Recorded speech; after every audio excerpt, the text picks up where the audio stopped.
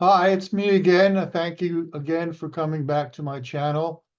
Um, there have been two people in my Christian walk and Bible prophecy that have influenced me the most. One of them is a man named Bill Salus. Most of you have probably heard of him. Before him, uh, most people didn't know about Psalm 83. The war that we all were familiar with was Ezekiel 38 and 39.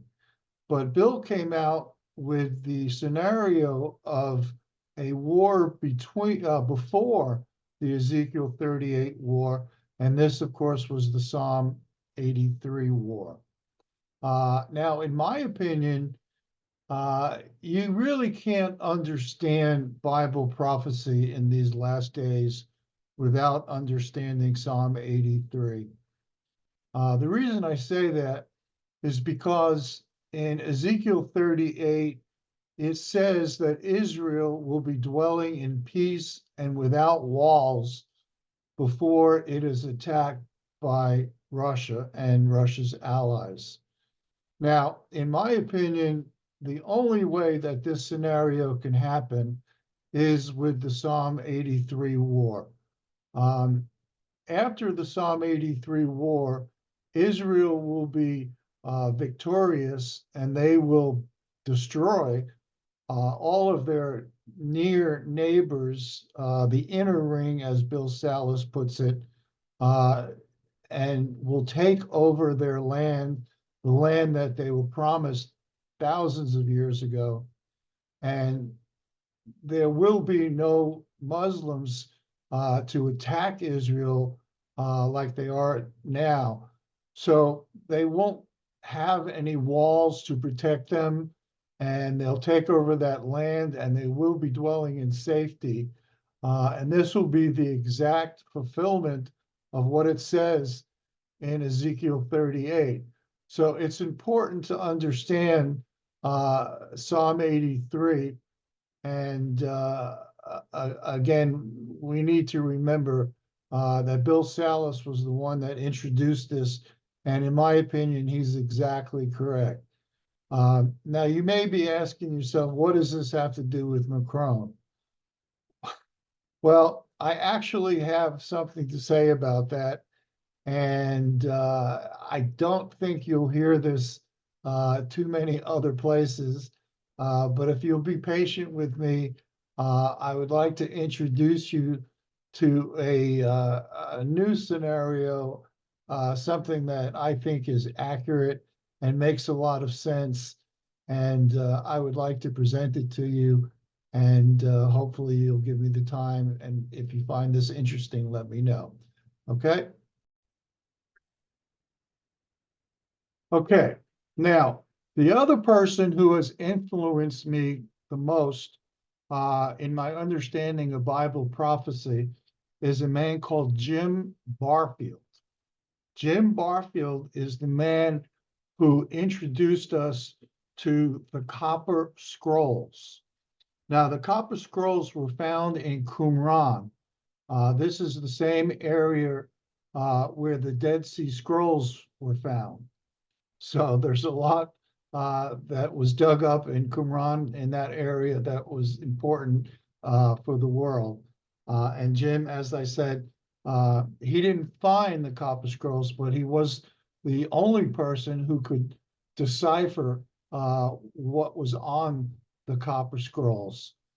Um, to make a long story short, the contents of the copper scroll, as deciphered by Bill Salus, contain some interesting things.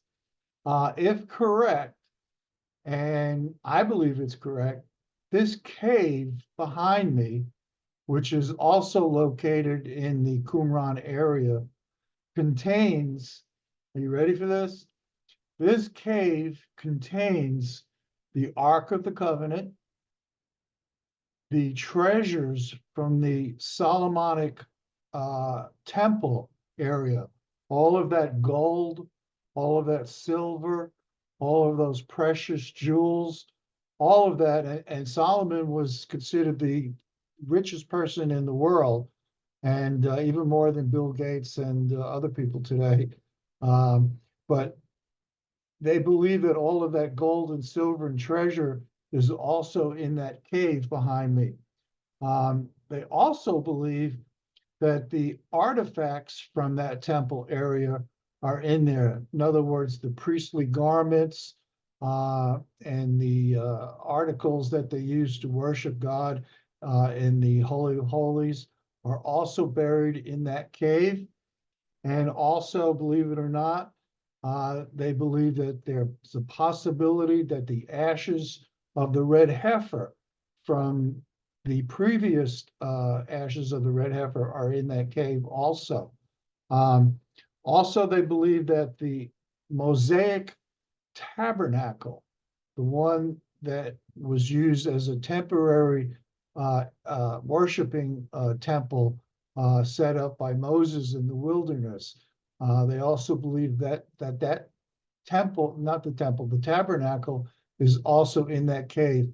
And that, if it is there, will play a very important part soon, because before they could erect a new temple, they have to have a temporary area, temporary place for the ark and all of the things that will be found in this cave. And they could set that temple up in Shiloh uh, immediately and have an area where they could sacrifice the lambs and the animals and begin the animal sacrifices. And once the temple is rebuilt, they could just simply continue in the Holy of Holies in the new temple. So there's a lot that's going on, and Jim Barfield and his team believe that that cave behind me is the cave that contains all of those articles. By the way, if you read, I think it's Second Maccabees, there's a verse in there. Uh, Although I don't consider Maccabees to be on the same level of scripture, but strangely enough, in Second Maccabees, there's a verse in there that talks about Jeremiah uh, taking the ark from the temple before the destruction of Israel and moving it and burying it in a cave in the Qumran area. Uh, so the odds are pretty good that this cave is accurately the cave that contains all of these instruments that were contained in the Copper Scroll. Okay, now behind me is, I guess, an artist rendition of the entrance to that same cave. Uh, the problem is that this cave is, as I said, located in Qumran, which happens to be under the jurisdiction of Jordan. Like the Noah's Ark, which is under the jurisdiction of Turkey, uh, people really can't do a lot of digging and excavating. And it's the same thing with this cave in Qumran because of the jurisdiction of the country of Jordan. Now, because of Psalm 83, one of the countries that will be destroyed or taken over after the victory of Israel during that war, Jordan will be taken over by Israel. You could start to understand that at that time, it will be available for excavating. And I will show you another rendition of what could possibly be in that cave. This is again an artist rendition of what could be in that cave and what is considered to be probably the greatest treasure find in the history of the world. Okay, so where are we? Well, we've had Psalm 83. We've had the destruction of Jordan and the other countries, which now leaves probably the rapture will happen at that time.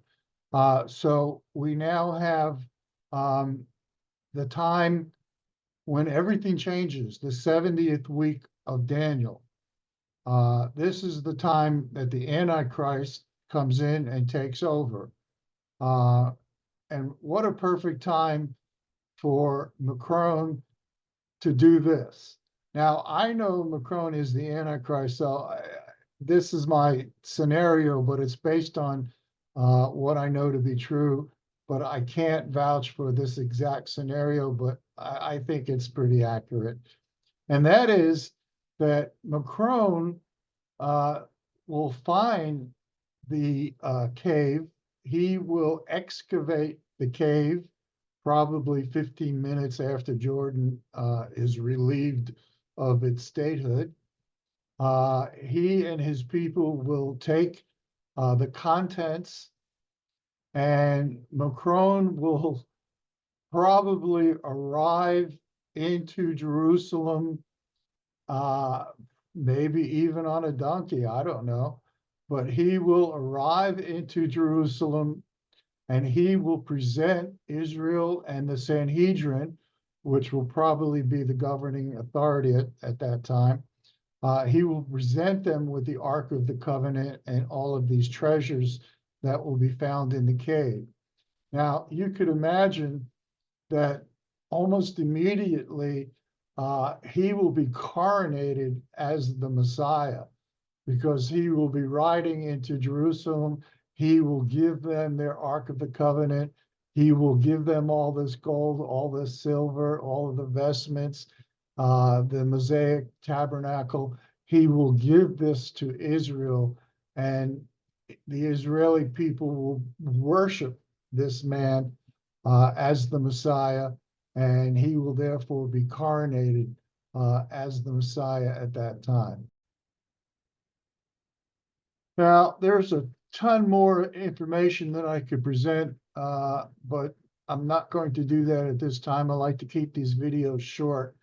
But there is one thing that I would like to mention about all of this gold and silver that will be found in this cave via Jim Barfield and the Copper Scroll. For the longest time, I myself even believe this, that when Russia comes down to attack Israel, they will come to attack Israel and take their oil. This is a common held scenario, and you probably believe this. I believed it, but I've changed my mind, and I want to read to you a passage in Ezekiel 38, and perhaps you'll see what I'm talking about. Okay? It says that Russia will come to take a spoil, to take a prey, to turn thine hand upon the desolate places that are now inhabited. Sheba and Dedan and the merchants of Tarshish, with all the young lions thereof, shall say unto thee, are you come to take a spoil? Hast thou gathered thy company to take a prey, to carry away silver and gold, to take away cattle and goods, to take away a great spoil? Now, I personally believe as we go into the gold standard, that gold and silver will be worth much more than they are now. And when all of this Solomonic gold is found and Israel owns it, that thought that comes into Russia's mind will be to go into Israel and try to get that gold and that silver. You can't take away oil. The scripture says that Russia will come to take away something, and I don't think you can take away oil that's in the ground. But you can come to take away the gold and the silver. And as we've mentioned, Israel is going to have all of this gold and silver. And I think that is what is going to entice Russia to come and attack Israel. Okay, thanks.